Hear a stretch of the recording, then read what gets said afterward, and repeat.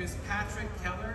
Patrick is an entrepreneur and real estate broker up in Indianapolis, Indiana, just up Highway 65. Patrick is a great person, and I am really excited to hear what he has to say to us today about staying top of mind without losing your mind. Patrick, come on up.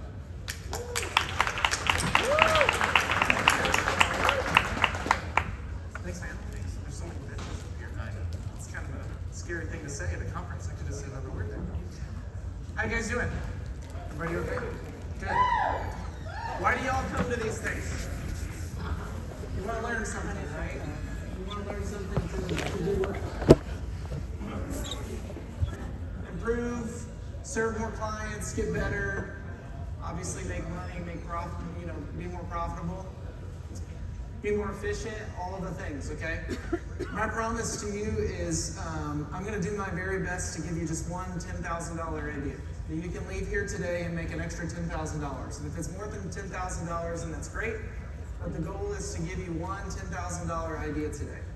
So hang in there with me. I'm in the post-lunch spot. You guys are like an hour after eating lunch, and you're going to want to crash or go to the potty, as I would say for my 4-year-old or 1-year-old. I speak in those toddler terms.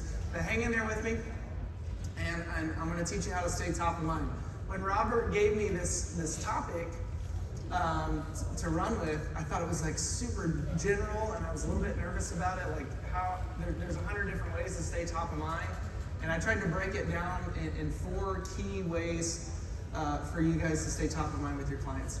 Who am I? My name's Patrick, and I come from Indianapolis, like Robert said. I own my own independent brokerage in Indianapolis.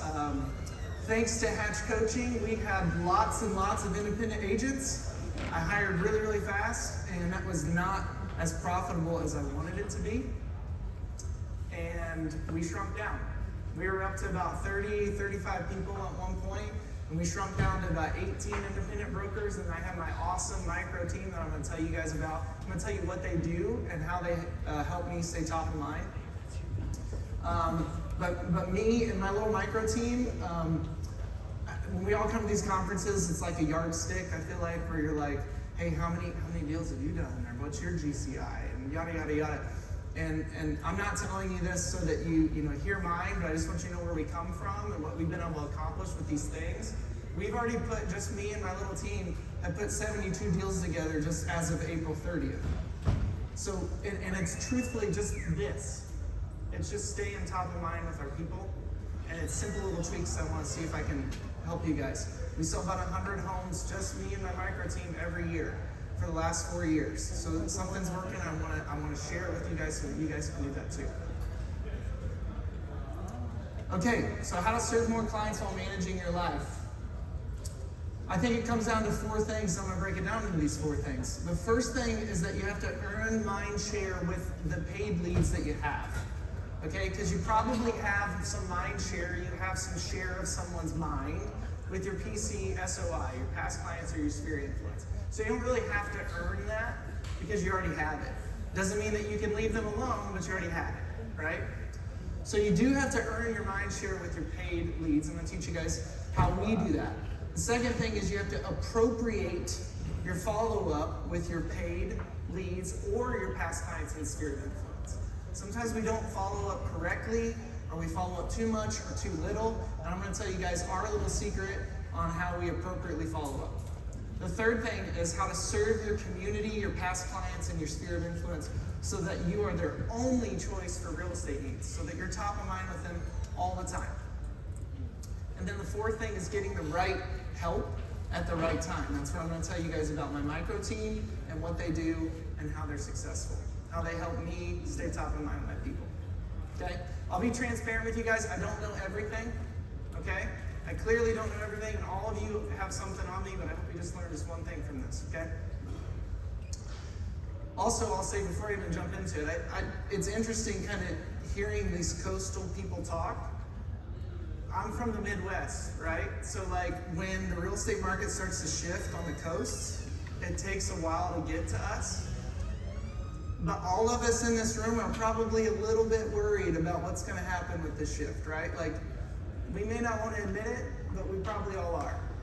I really believe in my bones that these basic things right here, that we're going to dive into. Just staying top of mind will help you thrive in any shift. No offense to awesome technology because we use it, but it's not the tech and the tools that do everything for you. It's truthfully you and how you serve your clients and how you stay top of mind with people. We are a service industry, okay? We utilize tech to better serve our people, but it really does come down to service, right? All right, so the first thing is earning mind share. I put a picture of Kanye West when he stole the microphone from Taylor Swift up here, because that's what we kind of do with our paid leads, right? Whenever we get a paid lead, we are reaching out to them 100 times, and all we're trying to do is interrupt their life. We're literally interrupting them, trying to get their most precious asset, which is their time. Earning a share of someone's mind, means earning their time. This was my best example of an interruption because my wife at the time was a huge Taylor Swift fan, and this rocked her world when that happened. Also, my favorite alcoholic beverage is a Taylor Swift. Does anybody know what that is? So maybe somebody made it up when they told me this, because it's a Diet Coke and a vodka. Is that anybody else's favorite? All right. This is the best example of an interruption, and we continue to do that. Most of us are interrupting our leads' lives, and we are always trying to take what we want, and we are trying to take what we need from them when we call them. And we have to earn that trust, and we have to earn that mind share, and I'm going to teach you guys what we say and what we do, thanks to Robbie T and Hatch Coaching, on how to get that mind share with them, okay?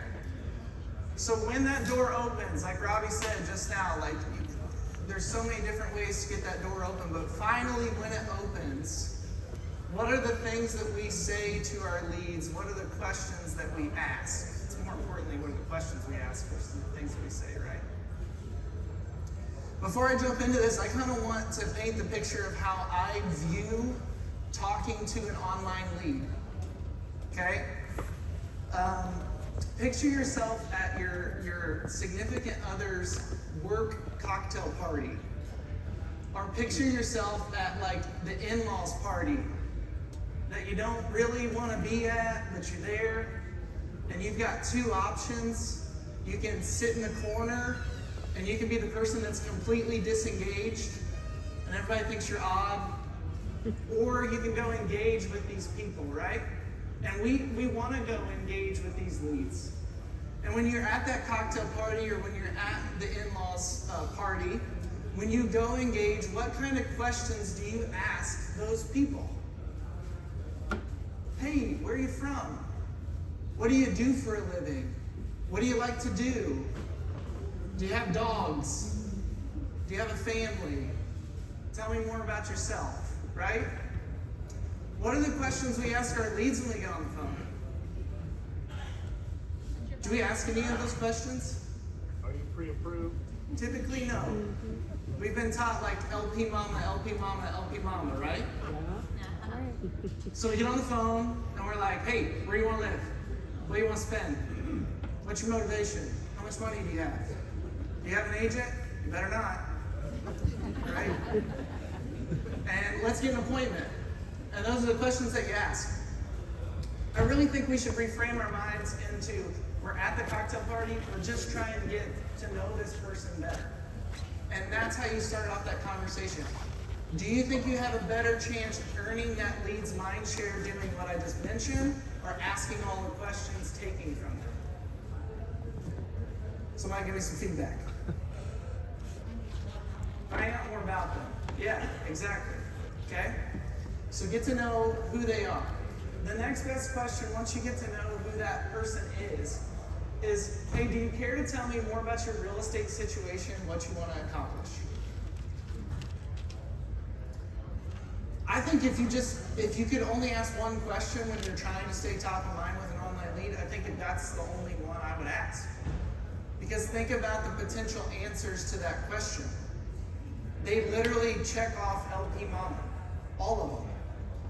If you ask somebody what their real estate situation is and what they're trying to accomplish, they'll tell you, well, we're trying to move to XYZ city. We'd like to spend XYZ price. I have family and we need this many bedrooms. We're trying to do it in this period of time. If they give you time in that question, you got really lucky. Okay? But they give you pretty much everything that you're looking for. And in one simple question. And it doesn't feel like, to them, on the other side, it doesn't feel like you're just checking off these boxes. Right? It feels like you're genuinely caring about them and the situation and what they're trying to accomplish. So you start with that question.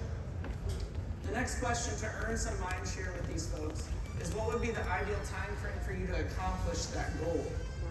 And the reason that's the most important, one of the most important questions to ask is because it helps you with what I'm going to talk about in the next slide, which is appropriately following up with them and timing. We're all really, really guilty of following up too much or too little with leads. And so timing is very, very important. Third question, what are the things that you're looking for from me so that I can best serve you? All right, that is my substitution of a question versus, hey, do you have an agent? Or hey, have you worked with an agent before? Okay, if you ask that third question, they're going to tell you, oh, well, I've worked with an agent before, and they did this, and they did that, and that was really great. Or, hey, I'm working with an agent now, and they're not doing this well. Or they'll even tell you, hey, I have no idea what to expect. I've never done this before.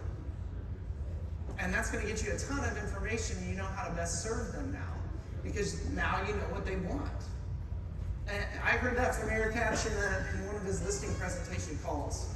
He literally sits in front of a seller when he worked with sellers, and he would say, hey, how can I best serve you? What's the example of the best experience that we could have? You got to ask these questions to earn your mind share.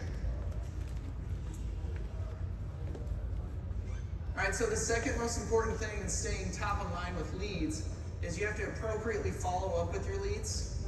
And the first thing I want to hit is timing. When should we follow up with the leads, and what should we say?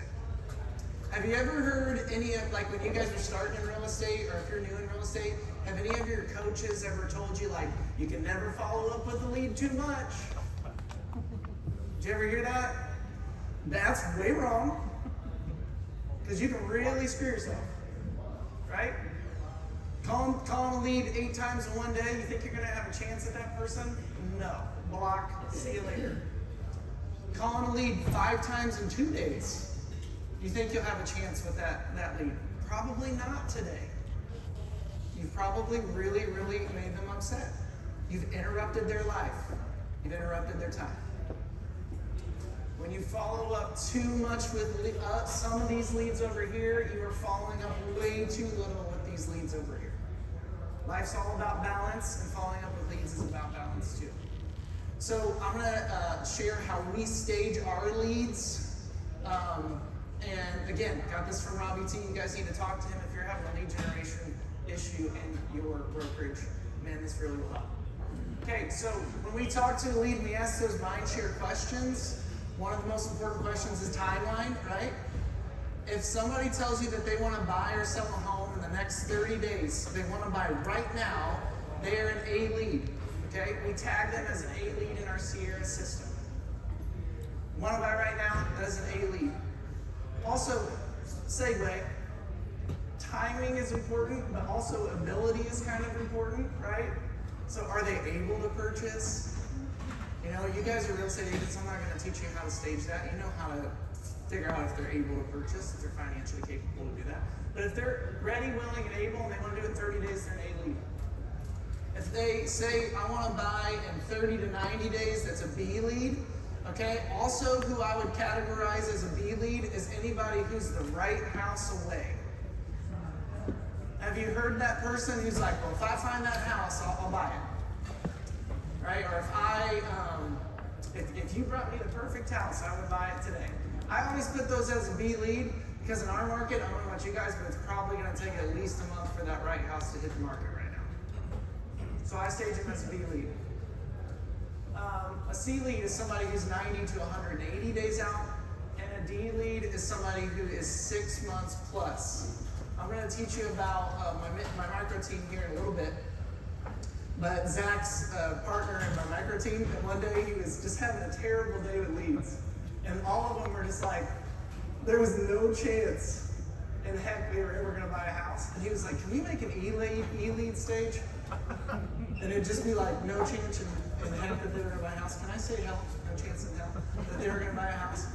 And I said, yeah, you can have it, but we don't really use that. It's A, B, C, and D.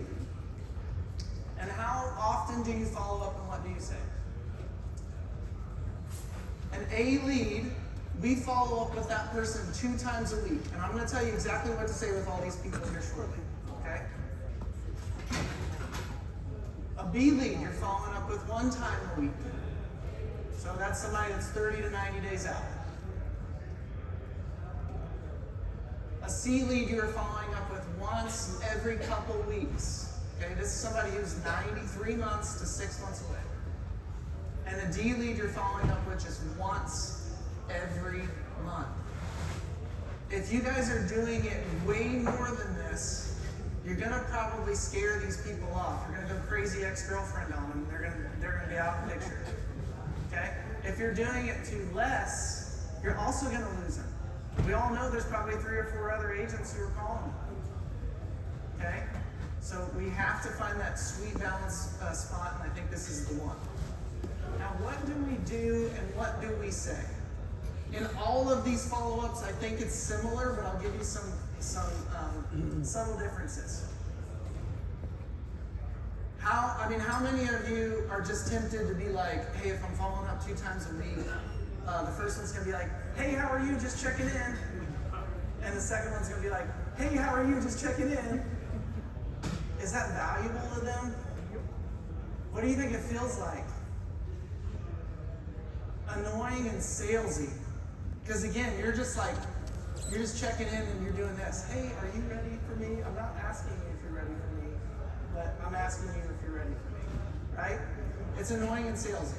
So for like an A lead, for example, somebody who's in the market right now, a valuable follow-up for them 2 times a week, the first one would be like, hey, you told me all of these things that you're looking for in a house. I found one for you. Let me text you the listing link. What do you think about this house? That's valuable, right? The second thing would be, hey, all A leads that day. Hey, I found this article online about interest rates and where they're going. I thought you might find this valuable. Here you go. Or hey, I found this article on the housing market and where it's going. I thought you might find this valuable. I thought of you. I thought of you. I thought of you. I'm thinking about you. And send that to them, right? Really, really valuable. Now let's fast forward to a D lead. Are you going to send a D lead a listing alert once every month? Probably not, right? Because you don't know where they're at. You got to restage them. You got to figure out where they are in the process. Could you send them an article of how the market's behaving? Absolutely. Okay, they still probably want to know this stuff, right? They still want to know how the market's going to change in 6 months when they're ready to buy a house. So come from a place of value. Like Eric said earlier, culture. Everybody says the word culture. Everybody in the real estate world says value anymore. I don't know another word for it. Like you got to provide something valuable, and it's not just hey, how are you? Just checking in. Here's Sierra pitch. This is how we use Sierra to help us implement this follow-up strategy, okay? Sierra has automations that you guys will actually learn about right after me. We have an automation in our Sierra system setup. It's very, very simple. Each time one of my partner agents tag a lead as an A lead, it automatically starts a traditional action plan full of tasks for that partner to follow up in the appropriate timeline, right? So if they tag an A lead, the partners get a 2 times a week reminder on that lead to follow up. Notice what we say in our system. It doesn't just say follow up. It says bring value and truly be concerned about their life, right? Ask them about how they are, how their dogs are. Read this article, thought you were great. Yeah.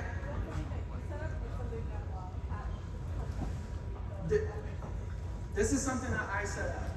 I just made a traditional action plan, and I put this many days from plan start date over and over and over and over. I copied and pasted again. I started at 3 days, 7 days, 10 days, and I just added. No problem. Oh, there's a brochure? So that was the second thing, how to appropriately follow up. So the first thing is earning that time with them, earning mind share. The second thing was appropriately following up. The third thing on how to stay top of mind without losing your mind, and this is especially the one that's without losing your mind, in my opinion, is serving your people, serving your sphere, earning the right with your sphere to always be top of mind without doing a whole lot of work. Okay? Now back in Indianapolis where we are located, we do a lot of serving. And if you want to stay top of mind while also filling up your emotional fuel tank, you got to get plugged into things that you love doing and things that you want to give back to, which also kind of helps you stay top of mind with a lot of people. That's a byproduct, but it makes you feel fulfilled. So perfect examples. I told you I have a 4-year-old and I have a 1-year-old. So like, you know, when you have kids, all of a sudden your focus in life is just like, it's all about kids. And like, you watch a movie where something bad happens to a kid without a kid, and you're like good. Then you watch a movie where something bad happens to a kid, and you just like, you cry, you start bawling. Well, my focus changed when I had kids, right? I love kids. I want good things to happen to children. I want all children to be successful. Well, one of the things that we do in our brokerage is we really support a local kids group called Plainfield Youth Assistance. It's a youth assistance program in our town. And by supporting them every single time we sell a house, a portion of our commission goes to them to sponsor a kid. We sponsor several kids. What's really cool with that is now we're invited to speak at their board. We're invited to go to their events. We're invited to meet their people. We get to do more and more good of things that really do fill me up and fill our group up. But it also helps us kind of stay top of mind with these people as a byproduct. So serve your people, serve your community. Give your most precious asset, which is your time. Speaking of time, how am I doing on time? 5. Okay. Another thing I wanted to point out is like, we're all realtors. Most of us do pretty well financially, hopefully. Cross your fingers, right? If you're doing well. You guys probably get reached out to often by folks and they're like, hey, do you want to sponsor my kids, yada, yada, yada? Or do you want to donate to this cause or donate to that cause? Guys, I think the best response to that is, yes, I would love to, but how can we come and help you on that day? How can we help you serve that day? So perfect examples like a walk-a-thon. Like we had kids in our community, they were raising money for Riley. And the best response to that, if you want to make an impact to your community, is yes, I will give you that $500 you're asking for, but can we come that day and do anything to help you guys?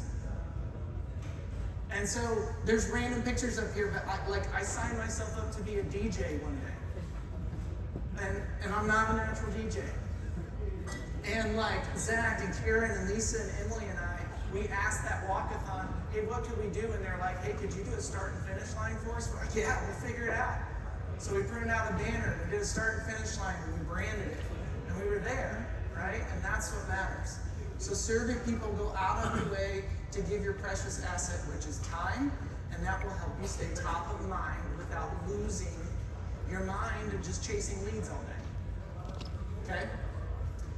Little small segue. If you guys haven't read this book, you absolutely need to read this book. Has anybody read The Go-Giver by Bob Berg? Okay, next year I hope all of you raise your hands. If I get the chance to get up here and talk again, I hope all of you raise your hands. This is a small segment I want to share really fast. There are 5 laws to stratospheric success according to this book. If there's one book that you'd read this year, it has to be this book. The first law of stratospheric success is the law of value. Your true worth is determined by how much more you give in value than you receive in compensation. Okay? If y'all are charging 6% to do your services, then you should give 8% worth of value. Basically what that says. The second law, the law of compensation. Your income is determined by how many people you serve and how well you serve them. Okay? You all are worth how many people you meet, how many people you stay top of mind, and how many people you serve and how well you do it. The law of influence. Your influence is determined by how abundantly you place other people's interests first. Okay? If you guys want to be influential in your area, if you want to be top of mind in your area, you have to help more people in your area accomplish the things that they want to accomplish. That's key.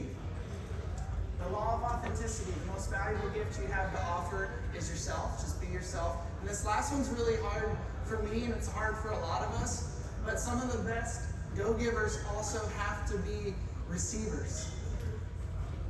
Think about how good it makes you feel to give something to someone, right? Don't take that away from them. If somebody wants to give you something like their time or something valuable, if someone's working for you and they're doing a really, really great job, and you're like nervous that they're overworking or something, they're probably doing it because they really, really like to work with you. They really, really want to be with you, and don't take that away from them. So be a good receiver as well.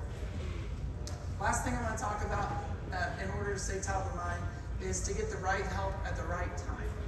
Okay, if any of you are doing 30, 40 transactions a year or more, the first hire you guys have got to get is you have to get a transaction coordinator. You have to have somebody that takes that paperwork off you, right? And so that you can continue to stay top of mind. I kind of messed this up because I went to partner second, but you could also then hire an admin. And an admin helps you continue to market yourself and do that back end work so that you stay top of mind. And the last thing that I would say is that if you guys are selling 30, 40, 50 houses a year, you need to hire yourself a partner. They talked about showing partners right out the gate this morning. I call them agent partners in my world because they help me convert leads as well, like an ISA. These people need to be your ride or die homie, who will show your homes for you, who will be you when you're not around, right? And they'll help you convert your leads for you because you have to continue to work to be top of mind. Karen and Zach are here. They're my agent partners, and they make my life so much easier so I can continue to be top of mind. They're showing homes, creating opportunities for our brokerage, and they are generating leads for us and converting. I got a quick 24 times touch campaign that I probably don't have time to get into. If you guys want this I can email it to you guys. You can just Facebook me, Patrick Keller. You can find me. But this is how we stay top of mind with our people without losing our minds. It includes a quarterly client check-in and also doing things for their birthday and their home anniversaries. So just being connected to them. Okay? Any questions that I can answer really fast? That means I covered everything wonderfully well.